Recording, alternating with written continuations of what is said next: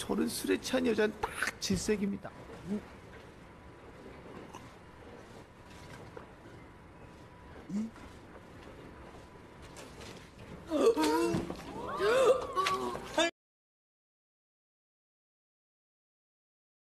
Assalamualaikum warahmatullahi wabarakatuh.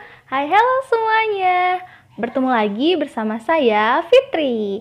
Kali ini saya bakal nge-review movie Korea lagi nih, yang berjudul My Sassy Girl. Siapa sih yang gak tahu film My Sassy Girl?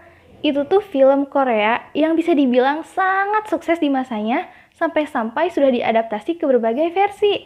Di antaranya yaitu versi Jepang dan versi Hollywood. Film buatan tahun 2001 ini dibintangi oleh Jin Ji Hyun, sang ratu legenda Korea, dan Cha Tae Yoon. Ini diangkat dari cerita karangan Kim Ho Sik yang dia tulis di blog. Dan konon katanya sih, movie Korea ini diambil dari kisah nyata.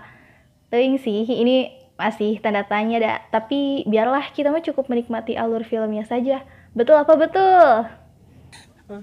Oke, aku udah banyak ngomong nih. Jadi sekarang mending kita bahas filmnya. Let's and go, check it out. Gyeonwoo yang diperankan oleh Cha Tae Hyun adalah seorang mahasiswa teknik yang bisa dibilang ini cowok biasa-biasa aja. Gak pinter, gak ganteng, gak punya cewek lagi. Ia mendambakan seorang pacar yang cantik, manis, dan lucu. Si Gyeonwoo ini waktu kecil sempat ngira kalau dia adalah seorang cewek, gara-gara sang ibunda kerap membawanya ke pemandian wanita. Nggak dapet anak cewek, yang cowok pun jadi. Parah sih, parah. Goblok! Suatu hari, Gyeonwoo pergi ke rumah bibinya karena disuruh emaknya. Katanya sih mau dijodohin sama kenalan si bibinya itu. Cailah. Alih-alih semangat dong si Gyeonwoo ini. Namun, saat di stasiun kereta, dia nggak sengaja ketemu dengan cewek pemabuk. Cewek ini bisa kita panggil dengan sebutan Mawar. Gadis deng, karena emang di sini nggak ada namanya sih. Cewek yang sedang berdiri di depan garis batas kereta api. Gadis yang mabuk ini akhirnya diselamatkan dan dibawa masuk ke dalam kereta api oleh Gyeonwoo. Karena dia ngeliat tadi kalau si gadis ini udah hampir jatuh ke arah rel kereta api dan hampir mau tertabrak juga.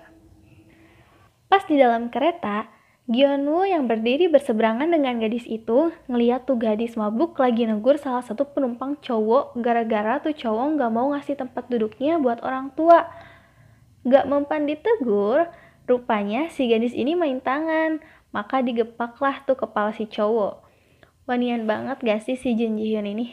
Salut. Tapi dia gak dilawan balik tuh sama si cowoknya. Dan si cowoknya lebih memilih pergi. Rupanya masalah gak sampai di situ aja. Si cewek ini mual karena kebanyakan minum. Si gadis pun muntah. Gak tanggung-tanggung dong dia muntah di atas kepala si orang tua yang tadi dia kasih duduk lagi. Parah.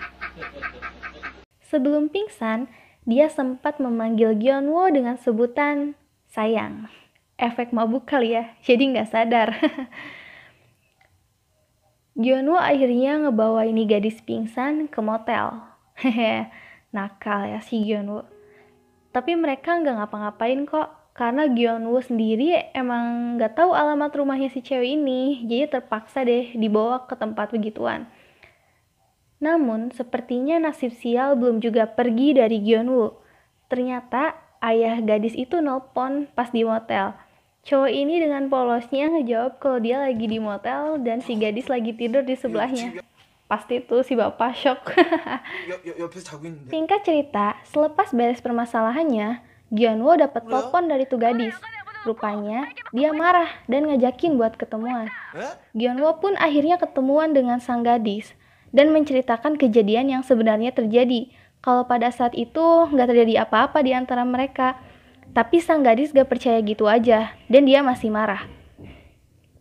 Maka diajaklah Gyeonwoo untuk nemenin dia minum. Tetep ya, gak di mana-mana ini gadis kerjanya nyari ribut mulu. Dan hampir aja berantem dengan om-om gara-gara mereka berkencan dengan anak di bawah umur. Untuk nenangin dirinya, sang gadis pun meminum soju. Sambil menangis, dia pun curhat kalau ternyata dia lagi patah hati dan tentunya pingsan lagi. Gyunwoo kayaknya benar-benar ketiban apes mulu kalau deket ini gadis ya. Mau nggak mau deh, dia ngebawa sang gadis lagi ke motel. Kata pemilik hotel, ini pasangan bolak-balik terus sih ke hotel. Dan sejak saat itu, Gyunwoo memutuskan untuk mengobati luka hati gadis itu walaupun akan sulit. Paginya, Gyunwoo yang lagi kuliah dikejutkan dengan kedatangan sang gadis yang tiba-tiba masuk ke kelasnya. Rupanya, dia mau ngajakin Gyunwoo jalan-jalan ke taman bermain, tapi dia nolak. Namun, tiba-tiba dosennya menyuruhnya untuk pergi dan bilang padanya agar segera menikahi sang gadis. Gyunwoo bingung dengan kata-kata sang dosen, lalu bertemulah Gyunwoo dengan sang gadis di luar kelas. Ternyata ini cewek bilang ke dosennya kalau dia aborsi dan Gyunwoo adalah ayah dari anaknya. Walah, triknya boleh juga nih si Jun Ji Hyun. Kadang mereka juga bermain saat di kereta api, di mana mereka taruhan. Kalau ada yang melewati garis dengan kaki kiri, atau kaki kanan ya, lupa maka sang gadis yang menang dan berhak menampar Gyunwoo. Sebaliknya, apabila kaki kanan, maka Gyunwoo yang menang. Awalnya dia ngarep dicium. Awalnya Gyunwoo menang dan pas akan menghukum sang gadis, dia berkelit kalau cowok harusnya baik sama cewek. Jadinya Gyunwoo cuma jitak keningnya aja. Tapi lain hal kalau ini cewek yang menang. Gyunwoo pun terpaksa harus ditampar berkali-kali. Ini semua gara-gara prajurit AWOL latihan gerak jalan. Tiba-tiba pada ganti kaki. Kasian Gyunwoo jadi ajang penyiksaan sang gadis dan disaksiin sama semua penumpang kereta lagi. Hidungnya sampai mimisan. Kebayang nggak tuh? Kocaknya lagi, pada satu momen yang sangat sulit untuk saya lupain dari film ini, yaitu pada saat Gyunwoo bermain dengan gadis itu, mendadak ingin segera kabur gara-gara sang gadis menyuruhnya untuk tukeran sepatu. Sang gadis pakai sneakernya Gyunwoo dan Gyunwoo pakai high heelsnya tuh cewek. Kebayangkan kumaha mun lalaki pakai high heels? Ya si Gyunwoo pun menolak. Sang gadis ngambek, mengancam akan pergi dan Gyunwoo pun mau nggak mau deh setuju dengannya. Setelah itu mereka langsung jadi pusat perhatian. Kasian banget coba. Rupanya, mereka bernostalgia kembali dengan memakai seragam sekolahnya. Udah pada sempit tuh otaknya. Dan joget-joget di klub. Pastinya sang gadis lagi-lagi pingsan. Abis minum kayaknya. Dan Gyunwoo pun mengantarkannya pulang. Sesampainya di rumah, by the way, sekarang mah udah tahu rumahnya, gak dibawa ke hotel lagi. Orang tua sang gadis kali ini benar-benar menyuruh Gyunwoo untuk mengakhiri hubungannya dengan sang gadis. Sejak saat itu pula, sang gadis gak pernah menghubunginya lagi. Galau gak tuh si Gyunwoo? Dan Gyunwoo pun memutuskan untuk kencan buta, agar semua kenangan dengan gadis itu terlupakan. Tapi, beberapa hari berganti, ternyata dia ada nelpon lagi. Keesokan harinya, untuk terakhir kalinya dia bertemu. Sang gadis meminta Gyunwoo untuk sama-sama menulis sebuah surat tentang dirinya masing-masing untuk saling ditukar kemudian hari. Dia mengajak cowok itu untuk mengubur surat tersebut ke dalam kapsul waktu dan berjanji akan membukanya bersama-sama 2 tahun lagi. Ya, bagi sang gadis, ini adalah saatnya dia berpisah dengan Gyunwoo. Walah, mulai kecium mellow nih film. Maka untuk terakhir kalinya dia meminta Gyunwoo untuk memanjat bukit di seberang tempatnya berdiri.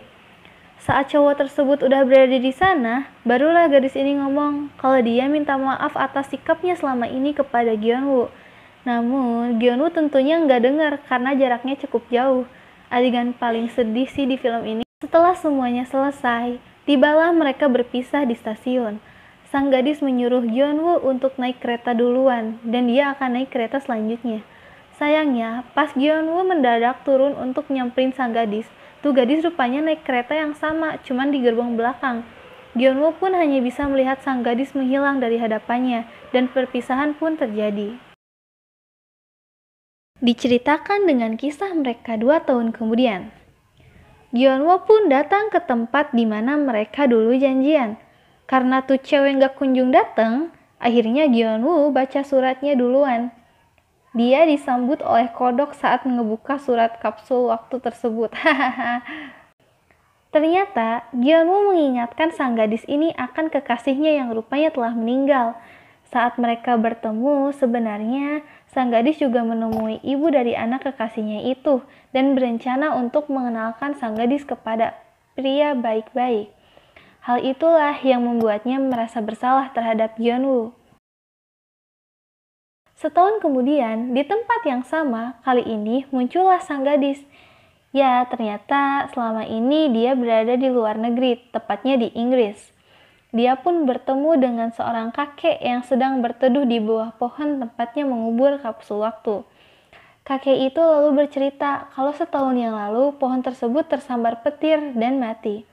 Tapi seorang pemuda kemudian menanam pohon itu kembali.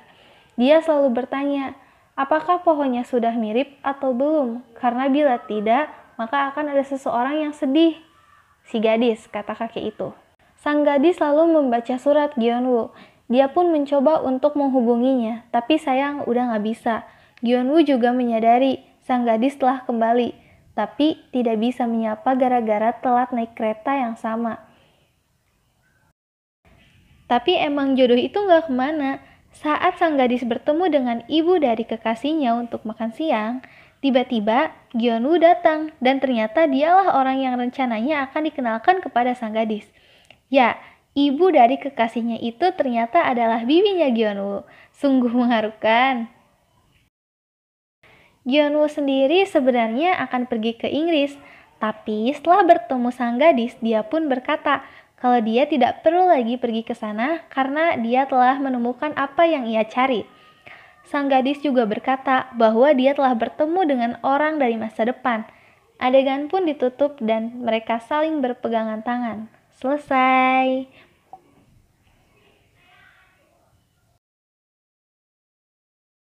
In my opinion, menurut saya bisa dibilang My Sassy Girl ini merupakan film yang wajib ditonton oleh penggemar Korea. Malah, menurut saya sendiri, penggemar Korea sejati pasti tahu deh film ini. Oke, sekian review dari saya dan mohon maaf bila ada kekurangan tutur kata yang salah. Terima kasih yang udah nonton. Opa dan Aniku, jangan lupa like, komen, dan subscribe ya. Jangan lupa juga untuk nyalain tombol loncengnya biar kalian bisa tahu nih kapan kita update video terbaru. Saya Fitri pamit. Wassalamualaikum warahmatullahi wabarakatuh.